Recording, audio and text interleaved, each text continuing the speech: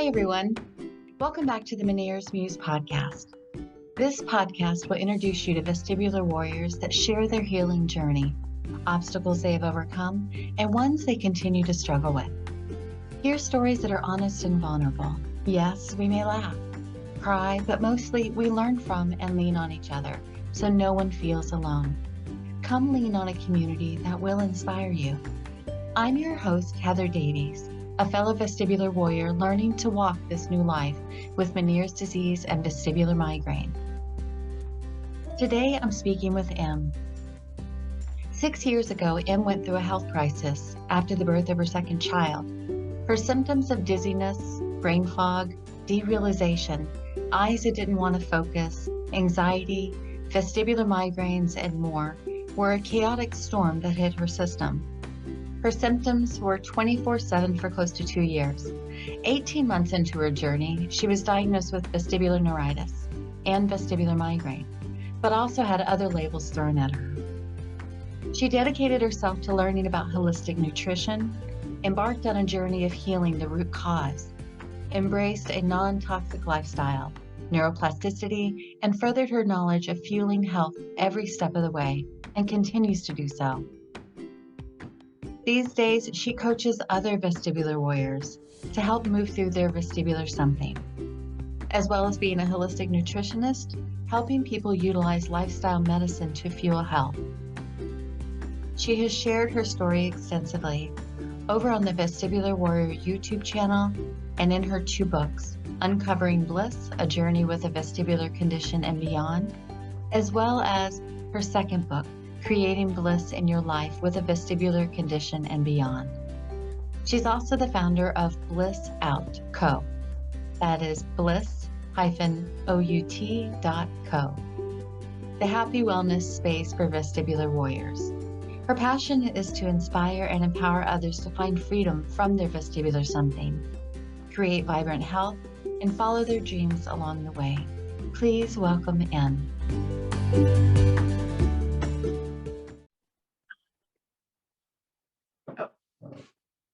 All right. Well, welcome, Em. Thank you. How are you doing today? Good. I'm so happy to be connecting. Oh, yeah. It's so cool. Where are your kids in the house? No. So at least for the, next hour. So we'll see.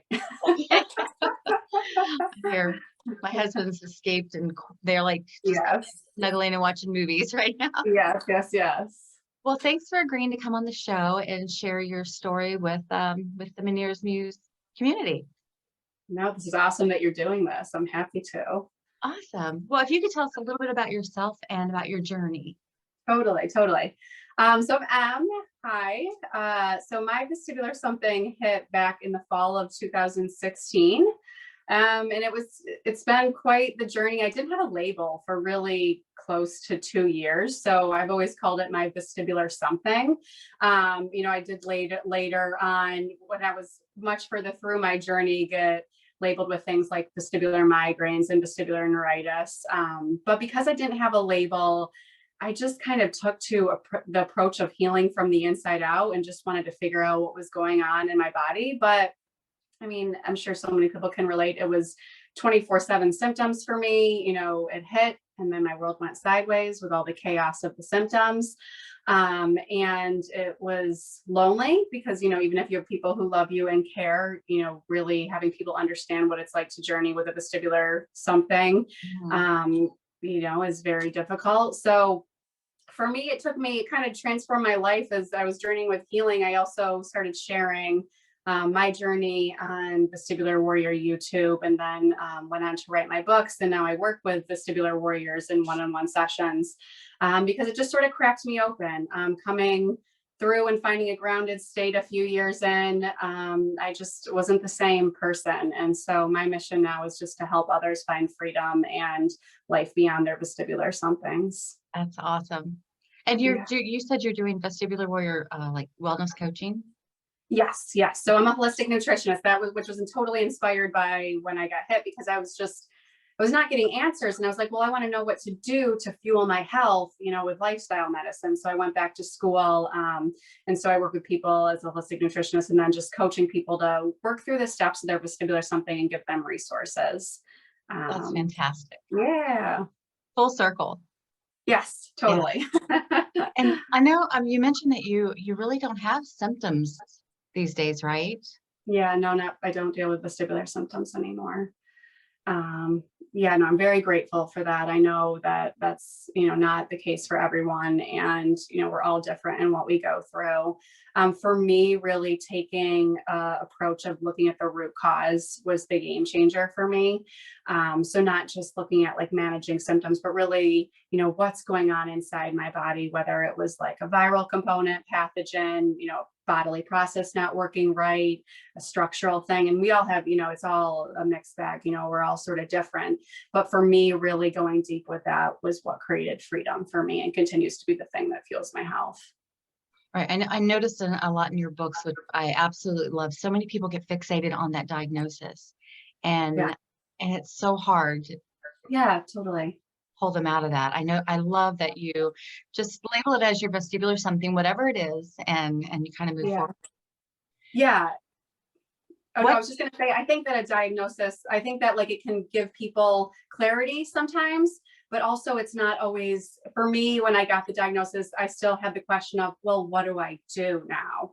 What do I do to support my health? So I think that it can, give clarity, and at least, when you're trying to explain it to people, it can kind of tie things up in a bow a bit so that you have a better thing. But because I never had that for the first few years, I just had tons of, various labels thrown at me.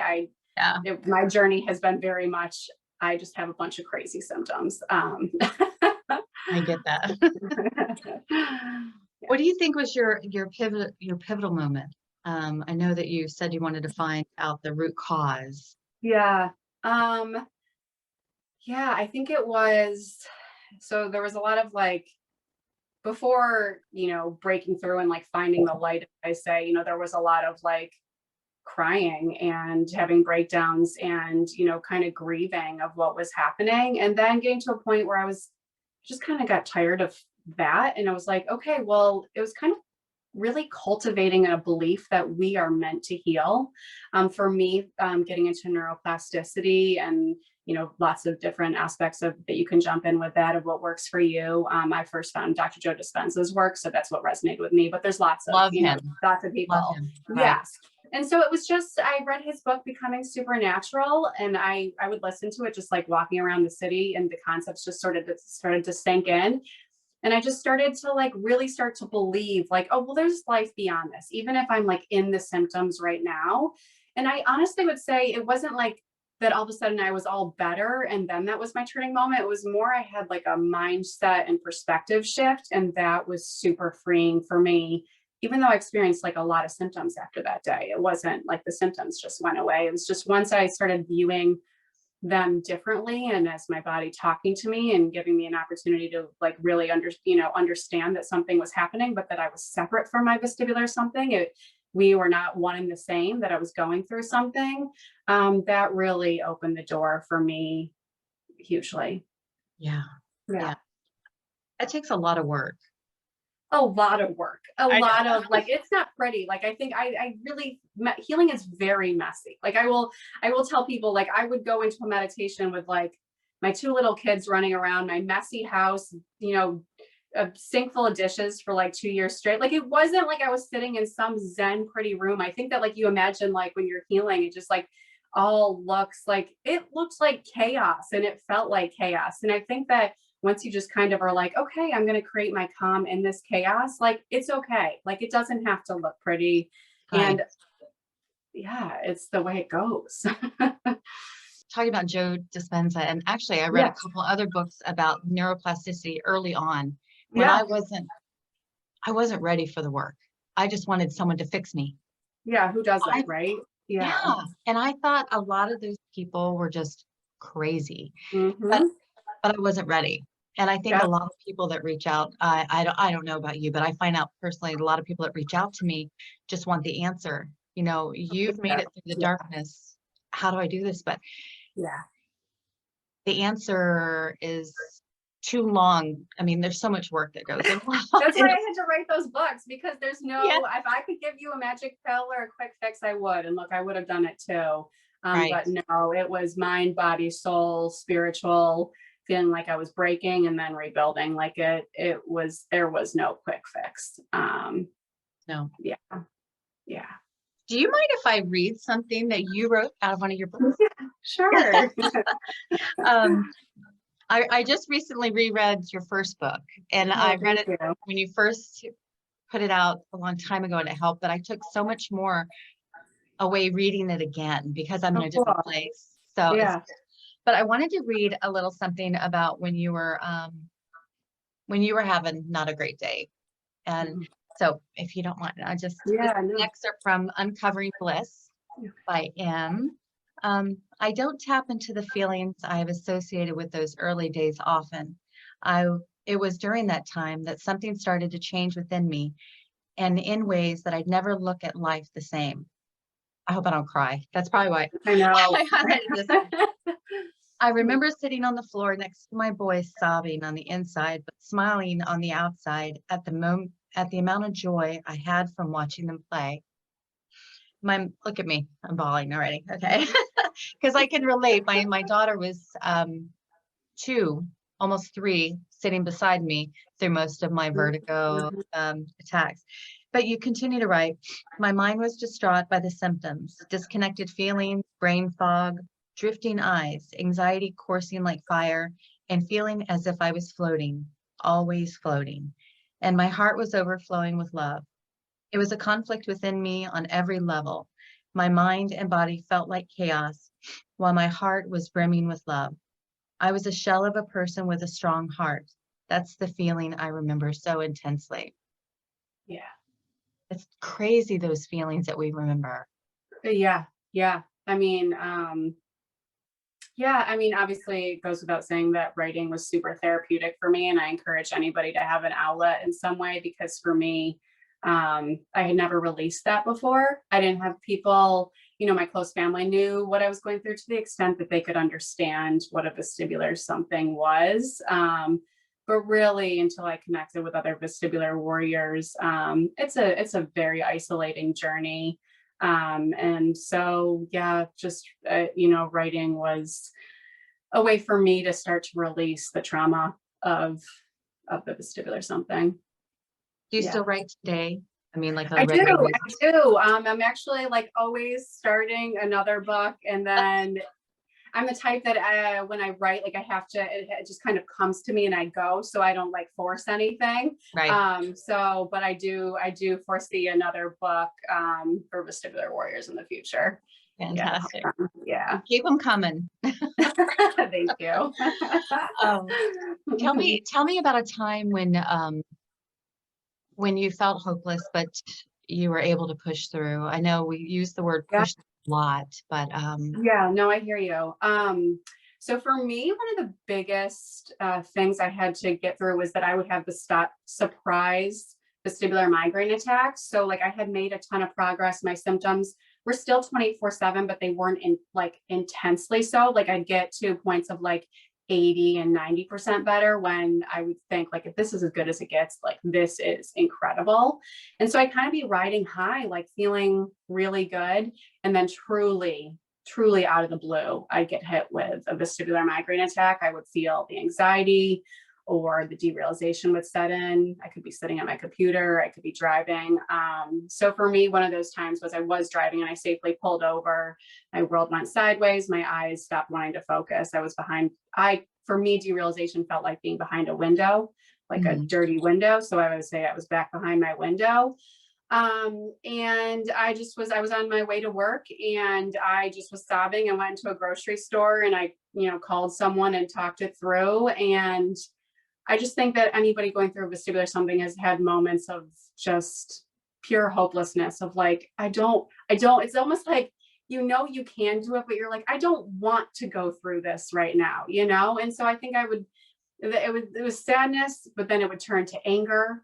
And then, anger is almost better, because then you're like, all right, I'm going to get up and then I'm going to keep going. But yeah, I mean, there are moments of vestibular migraine attacks that are forever set in my memory of just the intensity of them. Like, the pain behind what somebody's going through when they're dealing with, whether the label is vestibular migraine or whatever, other thing they're dealing with in, that realm. Yeah. Yeah, for sure. I'm also remember reading something you did cranial psychotherapy. Yeah, I did. Yeah. Um, Oh, sorry. Yeah, you go. oh no, I loved Yeah. I loved cranial psychotherapy when I did it. Yeah. Do No, it more often. yeah, no, it was one of those things that like it wasn't like the full picture cure, but it was like like a thing that kept me functioning during a time where I very well felt like I might have just not been functioning at all. So Right. it's like creating like a support system. I say it was like part of my toolkit. Mhm. And it's just, great for the nervous system. If people are interested in that, I really love Lauren Roxburgh's work in the book The Power Source. Mhm. That's one that's just at home stuff. And it just, the more I learned, it only empowered me that like, okay, if this happens with my symptoms, this is the toolkit I'm going to turn to. And then when you have that with you, you're like, you start to feel like you can go through life better. Yeah. That's awesome. Yeah. You have an extensive toolkit. And I mean, Yeah. Yeah. I mean, a lot of us are typical. We have the journals, we have our meditation, and we have certain Yeah. things. But your holistic approach, because I've never touched on the oils, and I know, Okay. Yeah. Yeah. yeah, and I know a lot Yeah. of people swear by them. For me, they were just a happy thing. We all have the things that we resonate. And for me, I got really into using pure plant oils back when it all hit. And for me, it was just like my happy light. So I think when you find the thing that like brings you joy Mhm. and, using like certain blends for me that were meant for calming or meant, to support, the mind and body and, grounding you. It's sort of like when you're trying to retrain the brain, you can, further hone in those feelings and that what you want to create by even like smelling and using essential oil. So that is like for me something that felt really good. And I know it's not the thing for everyone, it doesn't have to be. It was just, I encourage people to find like the thing that brings them a little bit of joy and like glom onto that, like I would sit Absolutely. in my car and I had like this cheer blend and this peace blend. And I would just like say, I'm grounded, I am safe. And I would roll it on my wrist and just like will myself into serenity to get through the moment. Yeah. So do you drive? Yeah. You do drive because you're symptom Yeah. free. So was there Yeah. a time when you stopped driving? I mean, it's crazy. There wasn't. I was so naive when it hit. Like there was nothing, I didn't even know to type up the word vestibular. So it's not like I then like Right. went and found anything. I had it in my head like that I was gonna be okay in a few days. There was that first like 10-day period. I mean, I was barely walking. That was like sideways type thing. Once I was like up and standing, everything was skewed and my world was off kilter and I was behind my window. But and this is not the case for everyone, but for whatever reason, for me, driving created a sense of normalcy. And I don't know why. I know it goes both ways for people where it's either terrifying or they feel like sort of normal driving. Right. So that was the case for me. I do think because there were things I did in the beginning just because I was naive and really just thought in a few days I'd feel okay, that I started to retrain my body much quicker than I would have had I not gone back out into the world immediately. So there's, it's just the way my story went. It's not right or wrong, it's just the way it was Right. for me in my life at that time. And Yeah. you had symptoms for like 18 months, right? Yeah, my symptoms were 24/7. The first year was the worst. And then I started to find that 80-90% throughout that second year, but that's when the vestibular migraine out of the blue, once or twice a month was in full effect. And that was when the up and down of, good and bad started. And that was a whole roller coaster. That was in some ways almost harder than when you're just kind of sludging through the expected. Learning to bring myself emotionally out of the heartbreak of falling back, which, I talk to people about, regressions. I know that that's heavy on the heart for people. Right. Especially when Yeah. you just don't know. Yeah. Don't know. Especially when you have long periods of doing great and then kaboom. Yep. Mm-hmm. Mm-hmm. Yeah. That anxiety is always there. Yeah. Thanks. Well, Yeah. what would you say was your biggest game changer? Let me think on that. I think when I started to feel like progress, like when I looked at year one and I had like survived year one and I was not nearly where I wanted to be, but I saw like the progress that had been made. I had it like really in me, like, okay, like healing's possible. I'm just going to have to, like, it's very slow with the nervous system. And like, you know, a lot of people, if you're dealing with nerve damage and all sorts of stuff, I just like constantly reading and learning and elevating my wellness. It was like I wouldn't skip a day of listening to inspiring stuff, like, and that just kept on fueling my fire, and then like just going forward, and then, you know, making shifts in diet and supplements and working with a holistic practitioner to look at root cause stuff. And when I really started to hone in on that and really feeling tremendous jumps, that just further like sparked my fire. But it was a constant, like, I was very conscious of the energy I was willing to take in. And if it wasn't like, this is going to support me healing and moving forward, I had to stop entertaining it. And that went for support groups, that went for people in my life, that was a hard, like, I don't have my nervous system doesn't have the strength to like let in anything that's going to drag me down. And like you said, that's work. Like, that's not an overnight thing. No, it's not. But once you do it, like, it's so empowering. Yeah. I know. I remember because when I started, after I got through the darkness, and I was ready to start looking at how to live with the symptoms, it was hard. But I also, if I was in the car, if I had any quiet time, I had a book in my ear or I was reading. It was constant, how to just feeding my soul. Right. Yes. It gave me hope. And I refer back to those books because I am at a different place now, but they still do things for me. Like I mentioned your book, I read it when it first came out and it did something for me then. But then when I reread it recently, it was like, whoa, I took a lot more from it because I progressed. But there's a lot of work, but it's work. It's work I wouldn't have done without these symptoms. Oh, exactly. It's like, I know it's a weird thing to say. I'm thankful for the storm at this point because it really made me open my eyes. It really made me make so many shifts. And, you know, I think it was either going to happen when it happened or it was going to happen later on, you know, and it's like, okay, well, like, if it's going to happen now, like, let's really address it now. Let's not just put a Band-Aid on it. Like, let's get raw and real and figure out what's going on and what I can do to support happiness and health in this life. Because what's the flip side, you know, just not do anything, you know? Right. And, It's crazy. I know I was running like crazy in my life, working a lot and going to school and taking care of babies. And I just hit that wall. And I too say, and people think I'm crazy, but it is, Meniere's has been a blessing in my world. I mean, if I would probably still be missing out on so much because I was just running, busy.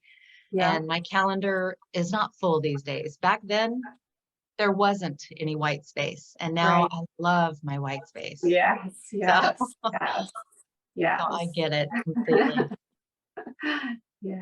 Gosh, you have so much going on. And you just started back to school. So for a while, I've been feeling like I wanted to give and create more. Like there was just room in my heart. And so I'm going back to school to be a holistic practitioner because I want to be able to give people a bio-individual approach. Like while we have so many similar symptoms and we can relate to each other, what's often happening in our body or going on is not identical. And I think that when people really uncover what's going on in their body and what their body actually needs, you know, even though there's, you know, you can say there's the perfect diet or the perfect supplements, it still might not be what that person really needs to heal and thrive.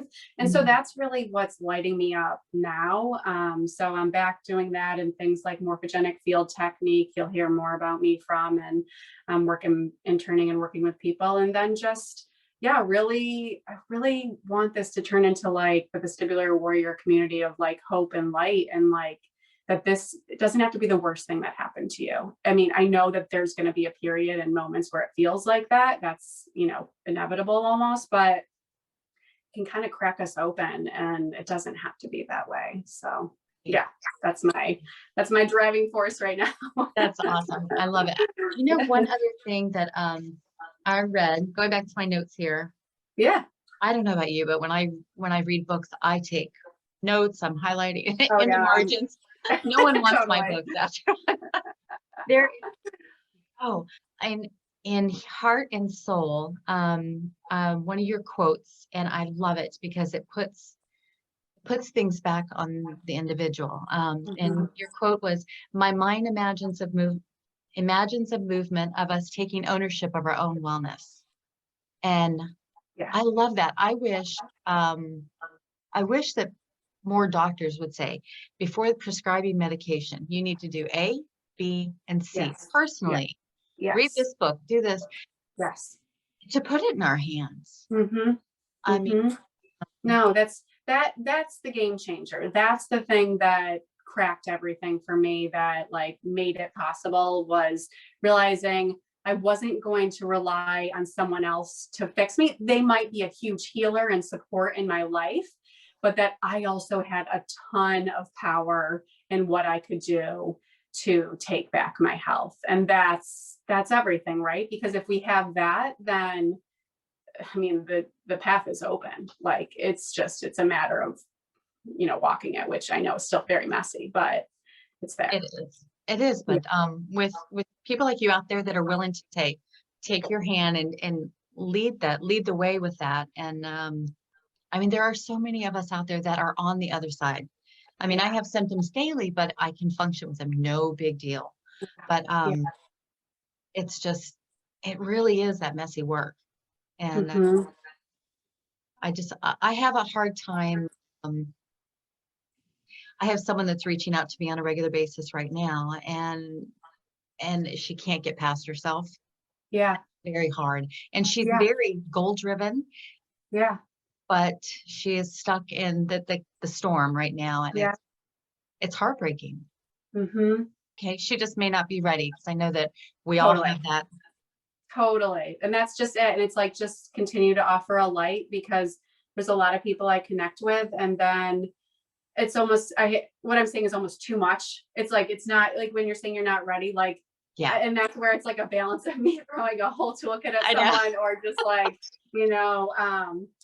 but they'll come around. And that's the thing. I'll talk to people and they'll be like, I found you a year ago, but actually now feels like the right time to like jump into this. And so like, we all have our own journey, and this is not like a race, or like, this is just go at the pace that works in your world.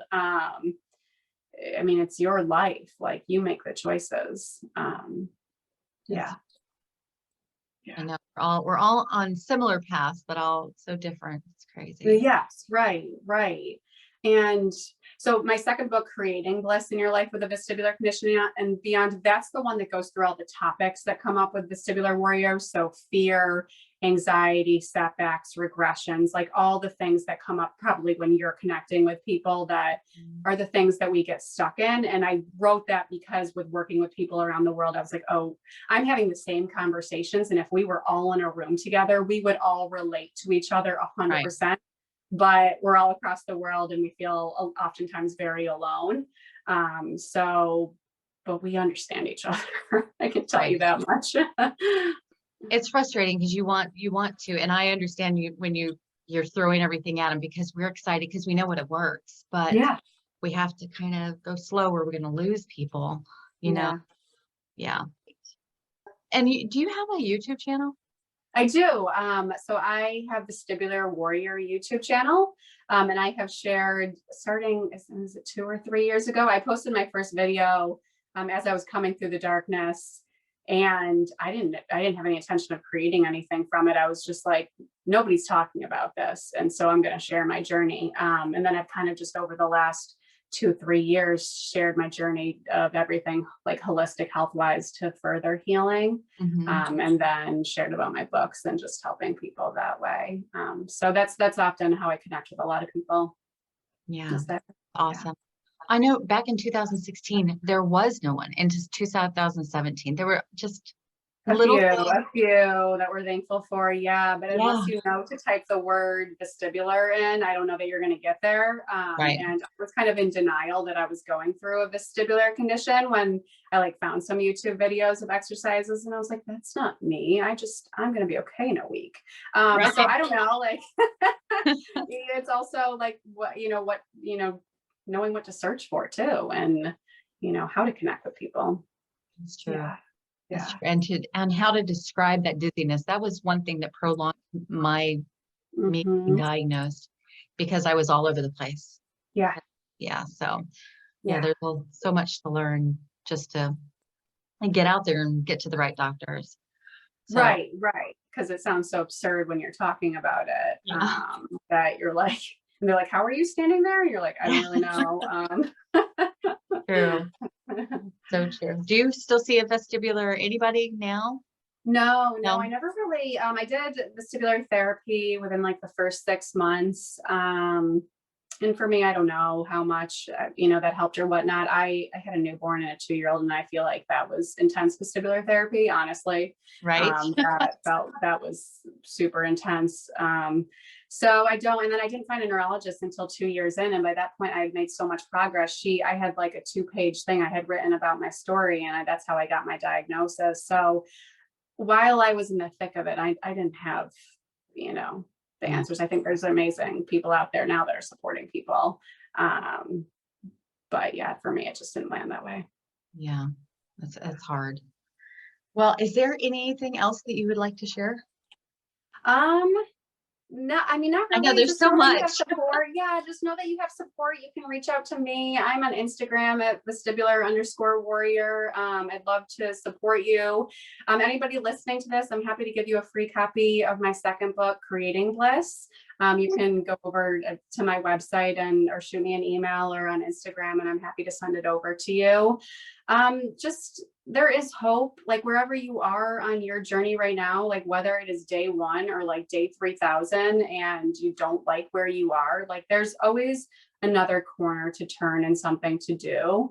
And I think that's really important to know, that like you've never like maxed out like your options as far as healing, and your body is meant to heal and thrive. So be on the lookout for future things. I'll definitely be back, wanting to help people a lot. So and I will put all that information.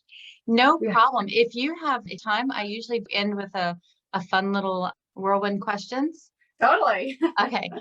First one is fill in the blank. Vestibular disorders are absurd. Can be. So true. You feel your symptoms coming on and you're trying to be brave. What's the first thing that you do? And I can relate to this because like even when I would just once in a while have a trampoline step, I acknowledged it, but kind of just said a friendly hello to it and then carried on, like almost like, hey, okay, I see you. I'm going to still carry on with my day. So it was like kind of shifting like perspective a little bit, like saying hello, but also knowing not to fall into my like panic attack storm of what's going to happen was something important for me. Right. Just acknowledging it. And yeah. Rock Steady is a great book that really, I think, is awesome. I wish I had that book when I was in the darkness. Reading it in retrospect was really cool. Yeah. But that one I recommend to everyone. Absolutely. And I love the workbook that goes along with Rock Steady too. Yeah. Really takes it from someone that has never stepped into anything to do with meditation or anything like that. We're talking about Joey Remedy and her rock. Yes. I love the book. Yeah. I do too. I love her. I could listen to her all day. Yeah. Let's see. What's one thing people usually get wrong about you?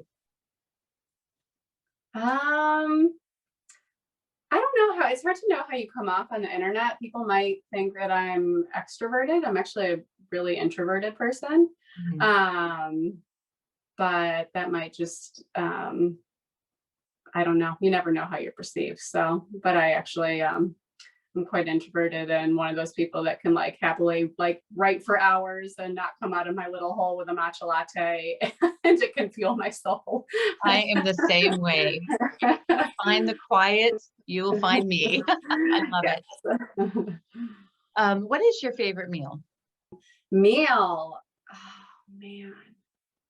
I really like a yellow curry dish with lots of potatoes and white rice and mushrooms. I think I'm hungry right now, but like a creamy yellow curry dish. Like I don't know how to make a good one at home, but getting it at like a Thai restaurant.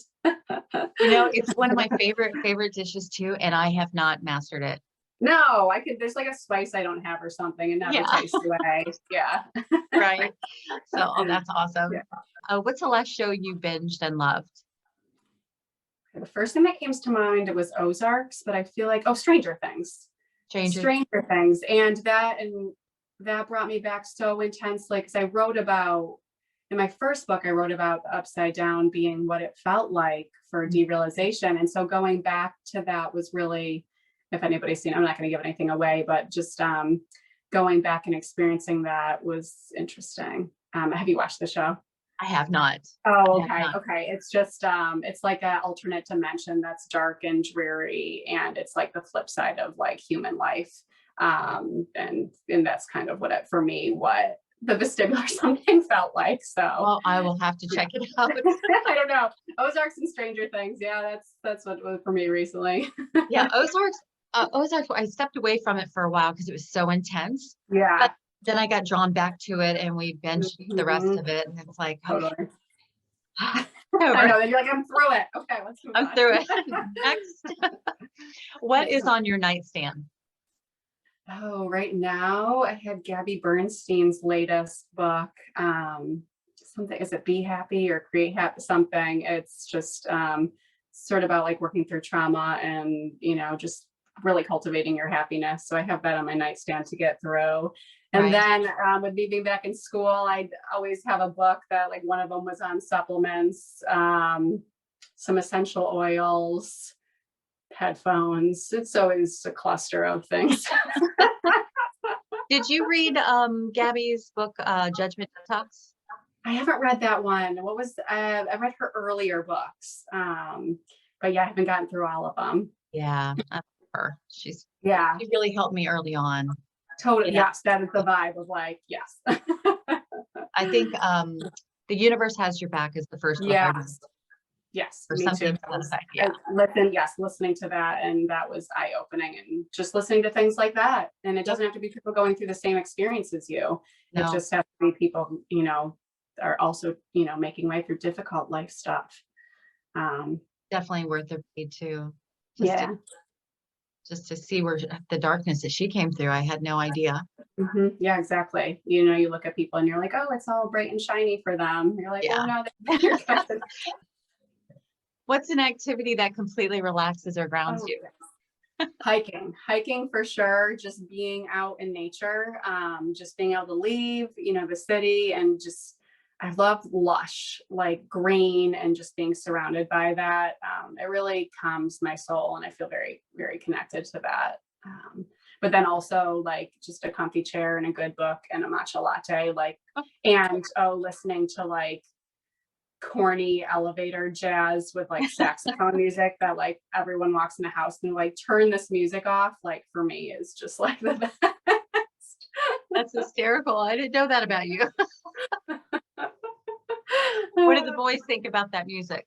Oh, they hate it. They're like, I'll put it on before school because I'll get up before them and I'll start making the smoothies and everything. So I'll like put on YouTube, like, basically elevator jazz music, and they'll come down and immediately like, can we not listen to this? That's hysterical. Yeah. Oh goodness. And what movie could you watch over and over and never tire of? Crazy Stupid Love. It's got Ryan Gosling and Emma Stone and Steve Carell, and it's just funny, and I don't know, I feel like they don't make movies that just like are good for your heart as much anymore. It's all like, and I'm not like, I got two boys that love all the Marvel stuff. I'm not saying anything. Right. Just, like I just like sometimes just like a feel good. Yeah, I have to look into that. I know I've probably seen it. It sounds like it's like a decade or more old. Cool. What is your most used tool in your vestibular toolbox?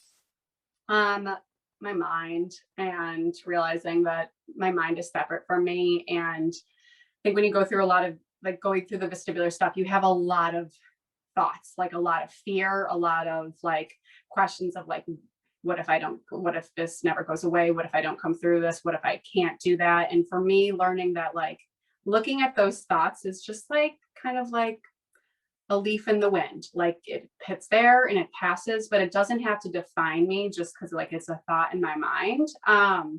And this is like something ongoing for me that obviously takes a lot of work, but like recognizing the separation there really has been empowering.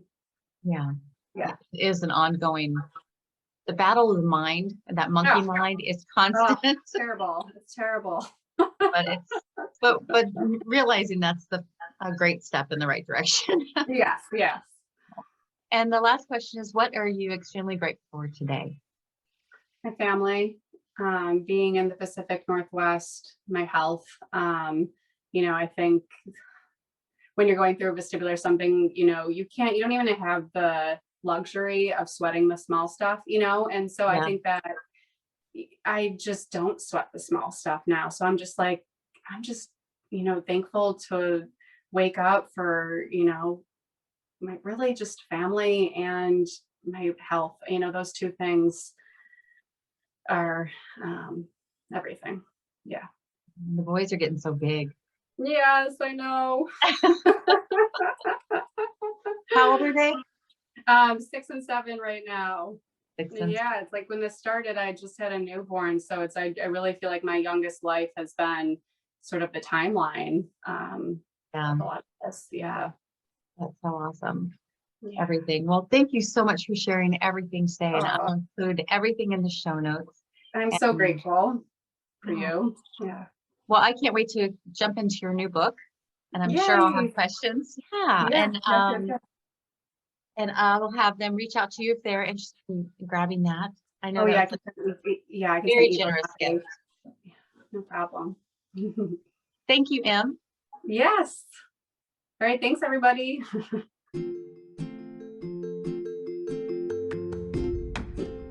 Thanks again for joining me, Heather Davies, and this episode of Meniere's Muse. If you would like to get a free copy of Em's newly released book, Creating Bliss in Your Life with a Vestibular Condition and Beyond, reach out to Em and mention the Meniere's Muse podcast. Please find ways to reach out to Em in the show notes through YouTube, Instagram, her podcast, or her website. I'd like to take a moment and say thank you for being a part of the Meniere's Muse community. I love to share stories of people making a positive impact in the community, and your feedback means the world to me. If you haven't already left a review, please do so and let me know what you would like to hear more about on the show.